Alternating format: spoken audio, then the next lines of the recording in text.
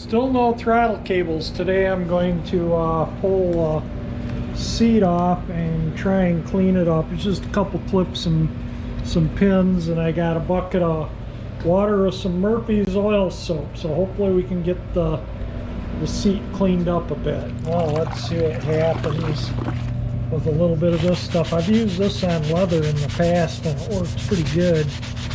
I'm not used it on vinyl, but we're going to find out what it does. So anyway, let me go around and give this a good scrub. So we're already getting dirt off of it. And we'll see how it looks when we're done. How's that sound? After a lot of scrubbing, I finally broke down and used lacquer thinner. And that took, there was like, it looked like this whole side here had a haze of paint overspray on it. And I had this thing out of harm's way for overspray the whole time I was painting, and it looked like that since I bought the bike. So probably sitting for almost 50 years in a garage, it probably did get some overspray on it.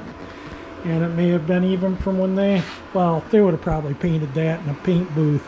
You know, probably somebody worked in a body shop or something. Whoever did that, you know, I don't think that was a backyard home job like what I'm doing.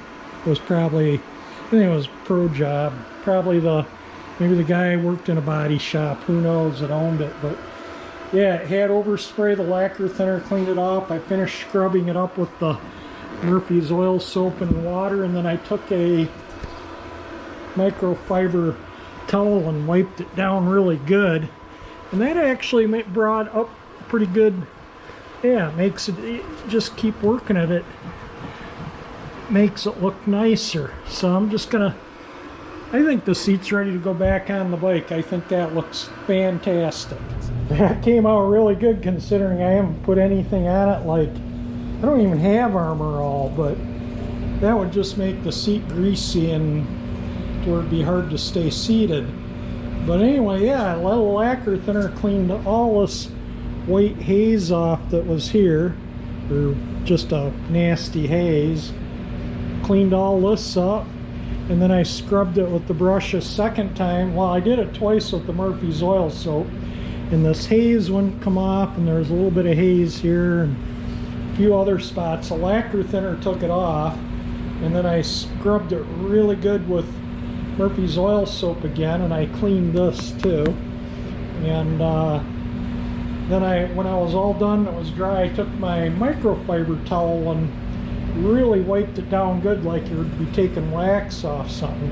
And as I was wiping it, the luster was coming out of it, and it looks absolutely amazing. I didn't expect it to come up as nice. You know, you're looking at a seat that's 50 plus years old. The bike is a 72. All this stuff was done probably, what it was obviously done before 76, because that was when it was last on the road. Why would somebody customize a bike, you know, and then never ride it anymore? That was the plate that was on it when I purchased the bike. And yeah, so that's looks kind of nice. Again, like I say, almost a 50-year-old seat on this bike. So yeah, as soon as the throttle cables come, it'll be done. I'm going to try and attempt on working on the bike today, and I'm going to just do a little bit. I've been super sick. This is the first time I've been out in the garage in 1 week. Yeah, I started out with just sniffles, and then it went to a major cold, like my nose running like a fountain going through a box of Kleenex a day, to then that day that was the worst, my nose was running like a fountain. I ended up, oh, I gotta sit down here, I'm still drained energy. Anyway, I ended up that night, I felt horrible. I went to bed early, took a nice long hot shower, because when you're sick that always makes you feel better. It washes the cooties off. Anyway, I woke up in the morning and my sinuses were completely clear. I didn't have a sniffle at all. but I had an upset stomach, all my joints ached, and I had a temperature of 101, and I just felt miserable. And then I learned with the upset stomach, I ate something that morning and immediately threw it up. And after you've had prostate surgery, I've been learning a lot about not having a prostate. It took me a year to learn how to pee again with, wearing a pad, so I wouldn't wet myself. And then it got to where I didn't have to wear the pad anymore unless I was coughing or sneezing. And I finally got it to where I don't drip when I cough or sneeze anymore. I feel pretty good. But I've never vomited since my surgery, and I haven't been this sick in probably 20 years. So after I ate, I went and vomited, and as I'm vomiting, I'm peeing. Thank God I went into the bathroom, and I couldn't stop the pee while I was vomiting. So there I am, sicker than a dog, having a big mess to clean up and shower again, and then 3 days in bed and virtually no food because every time I ate it just came up. And then just all of a sudden the corner turned. One morning I got up, I felt better, I had something to eat, it stayed down. And today is the first day I've really started to venture out. Now we have got snow. We did get a couple inches of snow, but Jeremy cleaned up the driveway for me, so this has been getting some use. And they're talking about maybe 4 or 5 inches on over Wednesday, I think, or Wednesday night. And then Saturday, an all-day snow with maybe another 4 inches, which will be kind of nice. But anyway, this is what this video is about. Enough about me. I ended up getting some used throttle cables from a salvage yard, motorcycle salvage yard in Wisconsin. I find out I've been contacting people that are like gurus into these vintage motorcycles, just send them emails or stuff, Some of them were even YouTubers that had videos up on fixing these, and one of them was on Facebook that, I had talked to about getting parts for it. And eventually somebody pointed me to this salvage yard. And I contacted them, and they had what they called aftermarket long cables that came off of a 72 CB500 with 44,000 miles on it. And these are what I got. And they are exactly the right length. They're rough, but they'll work. Now the push cable is the one that I can't find. I got the brand new, this is the pull cable. Brand spanking new. Exactly what I need. And these are the original cables. Here, I got to take this bracket off because that's part of the motorcycle, not the cables. That's what I got to mount those cables to, is this, and then adjust everything. But come to find out, one of the guys we used to ride with years ago, if you looked at my video on taking this on that fall color tour on country dirt roads this past fall, we used to do those rides all the time. And I used to take the XL 175, and sometimes we'd do 100-mile round trip, and we'd meet at my brother's and we'd ride maybe someone's house, pick up another rider. Often there was 8 or 10 of us, and we'd go on these awesome rides. Well, one of the guys, my brother said, could make motorcycle throttle cables. He had all the stuff to do it. So he'd probably need the ends and the measurements. So I'm going to save these 2 cables and this brand new cable. My brother's going to try and get a hold of them, and I'm going to see if I can get them to make the push cable. This is a pull cable. So the way these throttles work is, as one cable's pulling, it's easier to show you on the engine, I think. As one cable is pulling here, the other cable is pushing here. So it's doing, you can see how it rotates. That's where the one cable goes in, that's where the other cable goes in. And that bracket's bolted to the engine right here. And you can see how that turns. And when you turn the twist grip, this has 2 cable inlets. So it has to have the 2 cables. I suppose you could ride it with just the pull cable. You don't really, guess you don't really need the push cable. But, you know, I want it the way it was supposed to be. So anyway, I'm going to try and, if you can get a hold of them, see about getting the, because they're on back order everywhere. Apparently, these cables were used on a lot of bikes. And not just this CB500. They were used right up into your late 70s, early 80s on bikes.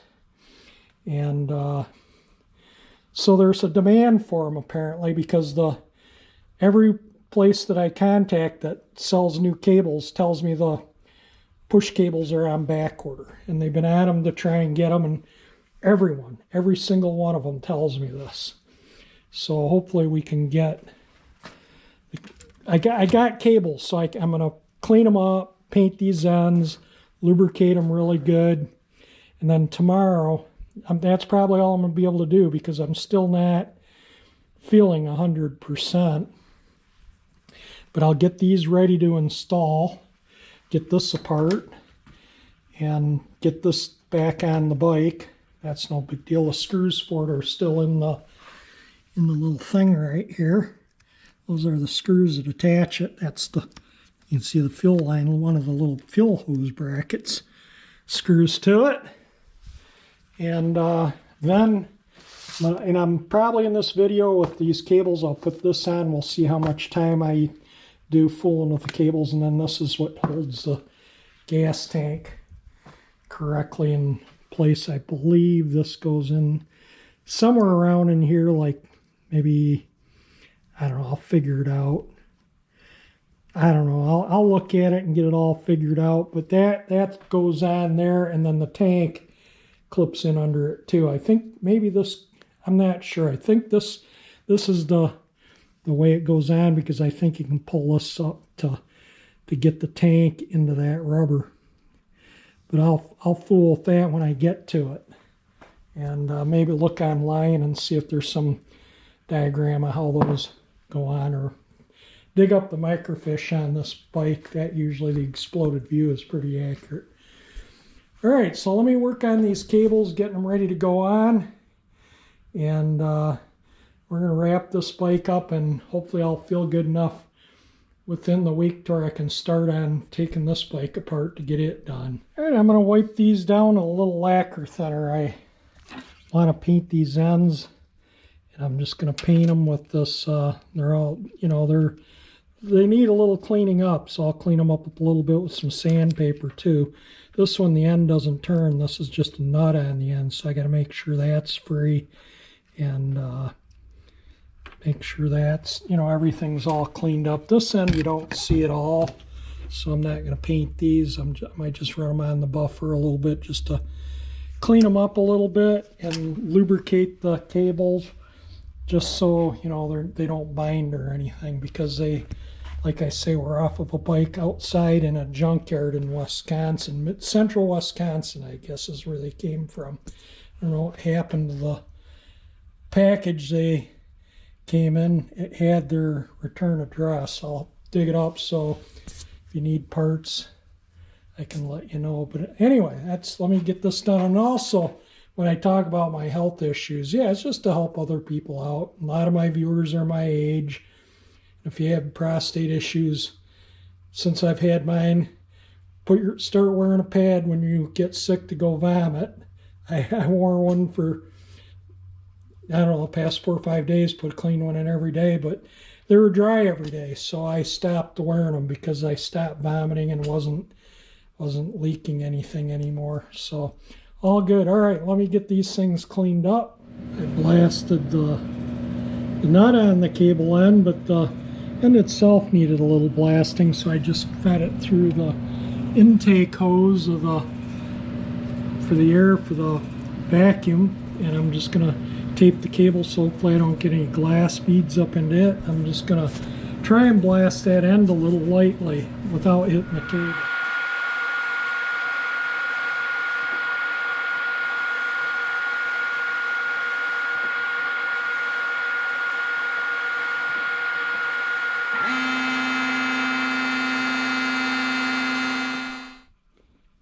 a shot of paint. All the nuts are loose and turn. So I'll give this a quick paint, and I polish that just ever so slightly enough just to where it doesn't look bad. If you look in under the tank at it, it's pretty out of sight, but you know, I want it to look better. So anyway, let me get some trim black on this and we'll get the other cable cleaned up. Looks pretty good. I'm going to hang it up and run some oil down the cable. Something that I did with the new clutch cable too. It's important you oil your new cables, and I'll oil this brand new one before I put it on even. This one is this cable right here. It's like maybe an inch longer all total casing, but it'll be fine. This is a 10 plus inch cable. That's what I was originally looking for. It was 10 plus, or plus 10 I should say. That's how they go by, plus to the standard size. These are the standard size cables. This is plus 10 inches of this cable. That's how these cables are, they measure them or sell them. Let me get some oil down here. We'll get the other cable, and then we'll have cables on the bike at least until I can get the pull cable made up to go with that brand new one. I would like brand new cables on here.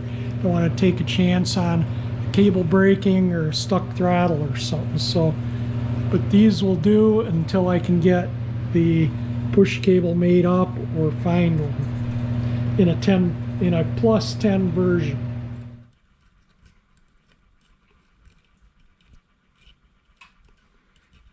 And I'll do that every once in a while until it's dripping out the end here. I did that with these original throttle cables. They were kind of stiff when I bought the bike, as you remember. And I just oiled them until oil started coming out of these. You put a little oil in there every 4 or 5 minutes and it eventually works down. And when it drips out, you know you got it oiled. And then I just let it hang until it's done dripping out so I don't, end up with a mess on the bike. I'm going to bead blast this exactly the same way I bead blasted that cable, and I'm going to buff the end the same, paint this end the same, give that a shot of metal etching primer, but you can see it came up pretty good, didn't it? Looks all right. A little bit of dust on it from the blast cabinet still, but blow it off a little compressed air before I prime it and paint it. Wipe it with some lacquer thinner first, and then blow it off. Completely painted, and I'm waiting for oil to come out the ends here. They move a lot easier since I've put oil down the cable, but yeah, it's not coming down to the end yet, but it's making a huge difference. So I'll just put a little at a time through there. I'll let the paint dry overnight. In the meantime, I'll get this soft polished up and on the motor. All right, that bracket is installed on the engine. As you can see, tomorrow I'll let the cables drip out overnight. They're finally dripping out the end. You can see the oil drop getting ready to hit the floor. Same with this one. So I'll let them drip out overnight, and then we'll put the cables on tomorrow and maybe start on the electronic ignition. The throttle cable is cleaned up and they look really nice. They'll do until I get the new ones. I don't want to take a chance on using old cables for a long time because they do fatigue, with the bends from twisting, and they can break when they get old. And so I am going to continue looking for new ones. So I'm really down to throttle cables, the gas tank mount, and the electronic ignition. And this bike is done. I'm going to probably put insurance on it within the week or so I can send in for get the tags registered to it as authentic. And that takes about, well, they say 2 to 3 weeks, but for that bike it took 6 weeks. So I need to get that stuff in the mail so when spring arrives in 5 weeks or so, and if we get a nice day that's in the upper 50s or something, I can take it out and go for a little ride, hopefully. And then once I get this done, I can start on this bike. This bike won't take as much to do. I've already done the forks, rebuilt them, polished them up, cleaned up a lot of this stuff. So I got some bracketry and, you know, this stuff. I'm gonna paint the frame and the engine. The cylinder's unpainted. That won't get painted. This will remain unpainted. All this, I'll just clean it all up. But the crankcase is silver, like the crankcase on this, and then this is a different shade. And that is correct, this mismatch, believe it or not. Every 250 I've seen of this error is like that, so it's not somebody's doings, that's factory. And get everything cleaned up and painted up and get the bike looking nice. Exhaust is all done, as you can see. I did a lot on it. It runs perfect. Didn't run, you know, it did run when I got it, but poorly. I had to replace the body of the carburetor. If you watch the videos, the screw is overturned in and start out the jet, so it just flooded all the time. Once the gum and goo cleaned out of it, it ran good until that happened. Then it just didn't want to, ran too rich. But anyway, let's I gotta get this apart, get the tank back off, and start putting the cables on. And I want to set it all up properly, so I'm just installing the cables today. Another day I'll adjust them because I don't have a shop manual for this bike, but I have a viewer that has had one of these bikes. He sold not too long ago because he's moving, and he said he was cleaning out his house, getting ready for the move, and he found the correct factory Honda shop manual for his 72 CB500 he had. So he's mailing it to me, and it's coming from the UK. So thank you, from the UK. So hopefully when I get it, I can get everything adjusted right on factory spec. I want to get the throttle, everything, every component on it, timing, everything's going to be right at factory spec. And that way, if there's any issues with performance, I know it's going to be fuel, and I'll just have to change jets to correct that, which is really no big deal. It's just a matter of 4 little screws on the float bowl. Drop it down. You can drain the float right there. Drop it down, pull a jet out, put the new jet in, the little clip that holds it. The float bowl holds the jet in. There's a little clip on it. Put it back up and screw it in, and you're done. And you just do it to the next carburetor. And so you do that on the bike. I don't need to take carburetors off to change the jets. If I have changed the metering rod in here, carburetors have to come off and they have to completely come apart. So hopefully I don't have to do that. I'm hoping. Also, I'm still getting over this horrid cold. I think yesterday I was probably a little out of it. So if I sound a little convoluted, sorry. And if I'm not making sense and whatnot, even today, I think I overdid it yesterday because I cleaned up around in the garage a fair amount yesterday, along with getting those cables ready to install. And yeah, I was really wiped out by late afternoon. I ended up going and taking a nap, and then I didn't sleep well last night because of the nap. And I'm going to not take a nap today no matter how tired I get. I'm just going to do something not laborious. But they're predicting a bunch of snow. I think tomorrow afternoon into Thursday late morning. They're talking maybe we'll get 6 inches of snow. So I'm actually really looking forward to that. I'm not going to probably video, but we'll put this thing to work. My 76 errands there. And but anyway, let me get to putting these throttle cables on. If we get the snow, I'll show you a little video. The C9s are still up in the snow fountain cherry in the backyard, and if we get a bunch of snow on them, I'll turn them on and get a little video, maybe put the video on my Instagram. I doubt I'll put it on YouTube, just of the lights and the buried in snow. They look really good. Just kind of like the way they look. Everything else Christmas-wise I took down, 100% of everything. Once we go on daylight savings time, I'll take those C9s down in the Snow Fountain Cherry because it'll be light enough later. It'll be light until like 7 o'clock in the evening. Get the gas tank off. It's pretty easy to do. I don't have the gas line on or that little rubber thing that holds it in place there, so it's just a matter of doing this. I just put it on there so it doesn't get buggered. I don't want it just sitting on the floor and visitor or somebody coming in here and just walking into it. And then I got to take out 2 Phillips screws to take the hand grip this thing apart here, so I can put the cables up through here. The one cable I'll have to turn I think it's the, is it the pull or the push cable? I think it's the push cable. No, the pull cable. Yeah, you got to turn that cable. So that cable will go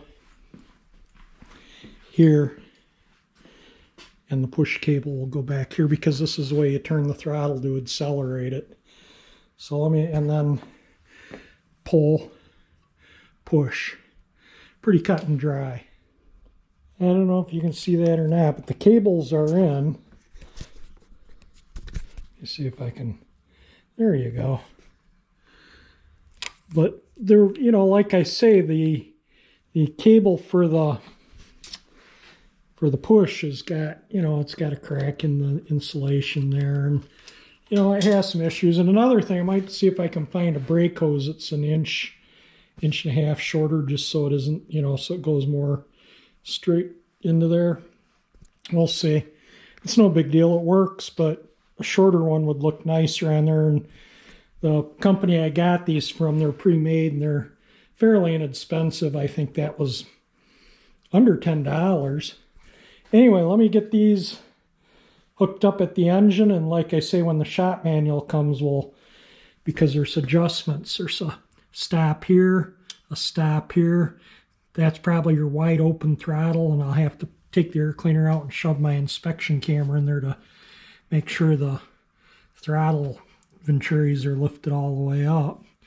But let me get this thing hooked up, and the cable, it'll have throttle cables. That'll be a major step, and then hopefully I can get I have this cable, like I say, brand new. So if this one's up, the pull cable's the main one, I could, like I say, run it probably without the push cable, but at least if I have a brand new one of these, I have issues with this one, so that's all good. I got this nut's stuck, and I'm afraid if I twist it too much, I'll break this. This is brass. The other one's steel. So I just got to be careful with these. These are, you know, this came off another bike identical, a 72 CB500 Four. That was outside in a junkyard. So yeah, they're not going to be like brand new. Can't expect that out of used parts, but it's better than nothing, right? All right, let me get back to get everything hooked up here at the carburetors and call it good until we get the shot made. The cables are installed.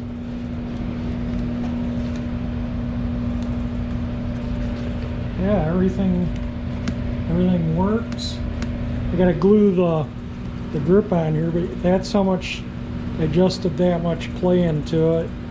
And I might have to put a little bit more into it because if I need to turn the idle down, so you just turn this up the cable a little bit more, back that off, turn that up. And that'll give me just a smidge more play. But I'm gonna wait until I have the service manual. I'm gonna adjust all adjustments on here to factory specs, and in the meantime I'm going to go find my brush on contact cement so I can glue this on. I already wiped this and this down with acetone so the contact cement will stick. Yeah, it's going to be really nice. That's wide open idle. Very happy you got throttle cables on it, and in the meantime I'll work on getting the there, kind of get that so it's not where the gas tank, there, like that, I guess. Anyway, there we go. We got throttle cables on. Next is electronic ignition. Basically the bike is done. Yeah, my contact cement, I stirred it with a stick like it said, but it needed shaking. I put it in here for 5 minutes, so we'll give this a good shaking, and then we'll do some gluing. That has contact cement on it. This has contact cement. It says to let it dry about 15 minutes. It's about 10 to 4. Put it on at about 15 minutes. And hopefully this, because this is slipping, it pulls off and it just moves around on this. This one doesn't move here, but this one does. So that's why I'm gluing this. And if I ever need to replace it, you just cut it and peel it off. Adhesive, remove it, put your glue back on, new grips and stuff, and you're done. And this grip, you know, I just took it off because it was slipping, but it's been on since I've had the bike. It's the first time I took it off when I started here. But there we go. Let me finish this up and we'll wrap the video up. Well, the bike is basically done. I still have to put the electronic ignition in it, and I will do a separate video of doing that, but you could turn the key, crank it up, and go. The throttle cables are on.